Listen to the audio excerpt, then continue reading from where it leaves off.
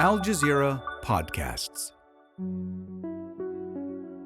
I'm Marthe and this is The Take. As Israel's war on Gaza continues, we're coming to you on Sundays with a weekly roundup.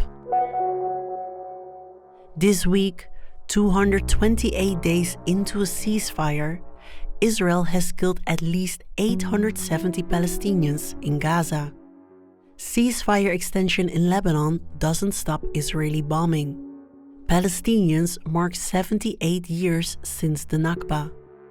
Iran to present plan on Strait of Hormuz.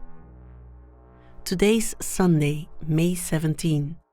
Israel has killed at least 72,757 Palestinians in Gaza since October 7, 2023. Israel continues to strike southern Lebanon despite a new ceasefire extension of 45 days. Nearly 9,000 people have been injured since Israel started attacking Lebanon in early March.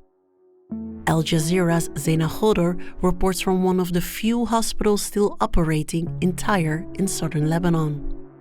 Stories of tragedy and survival are what you hear in these rooms. Many lost family in a war now in its third month. The few remaining hospitals in southern Lebanon are lifelines for those who remain in what is an active war zone. Between April 18 and May 4, this hospital received 175 patients, and it was during a ceasefire. 145 of them died. Many of the injuries are severe. There's also long distances to reach hospitals. Doctors tell us Israeli strikes are more fatal than in past conflicts. Lebanon's public health care was already weak before the conflict. Now people forced from their homes are struggling to buy medicine for chronic illnesses. The needs are only rising. May 15 marked 78 years since the Nakba, when Zionist forces killed Palestinians and displaced hundreds of thousands from their land.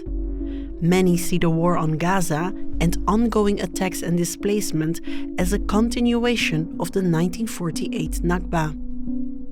Al Jazeera's Tareq Azzoum reports from Deir al-Balah in central Gaza. This man, Shaban, is telling his grandchildren of what it first happened during the Nakba in 1948.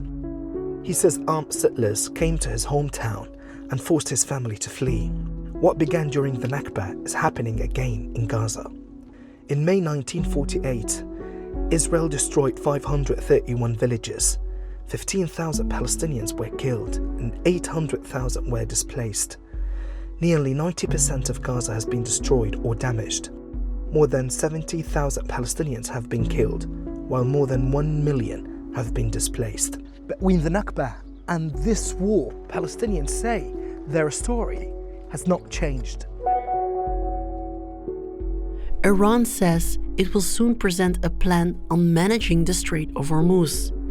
It includes forbidding ships from hostile countries from using the waterway. The strait is one of the main sticking points in negotiations between Iran and the US.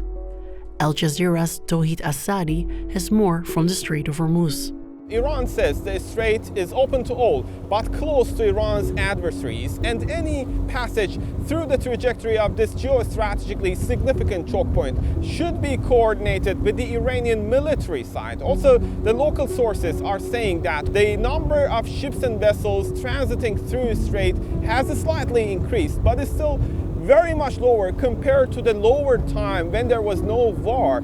Other sticking points include the nuclear dossier of the country, and in particular the stockpile of highly enriched uranium, as well as Iranian demands upon the removal of sanctions, frozen assets, war reparations, and most importantly, the security assurances that Tehran is looking for to make sure that it's not going to get into the trap of a vicious circle of war, a period of peace, and then another round of confrontation.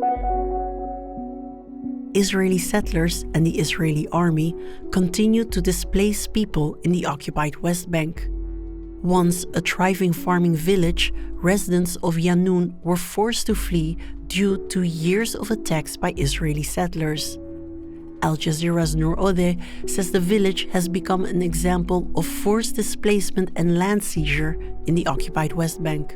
It was once home to more than 200 people until Israeli settlers set up 5 illegal outposts in the village. Life became unbearable. Last December, Israeli settlers forced families to leave the village. Only a handful of Palestinians stayed in outlying houses. Now Yanoun is empty. 16 square kilometers of agricultural land stolen.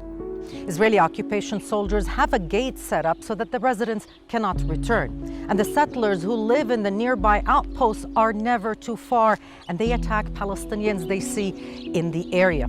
Palestinians here fear that the fate of this village will be replicated across the occupied West Bank. Israeli settler attacks backed by the army have displaced more Palestinians in the first 3 months of 2026 than in the entire past year. And that's the take for Sunday, May 17. Please join us again tomorrow. This episode was produced by me, Marthe van der Wolf. Our sound designer is Alex Roldan, and Alexandra Locke is the Take's executive producer.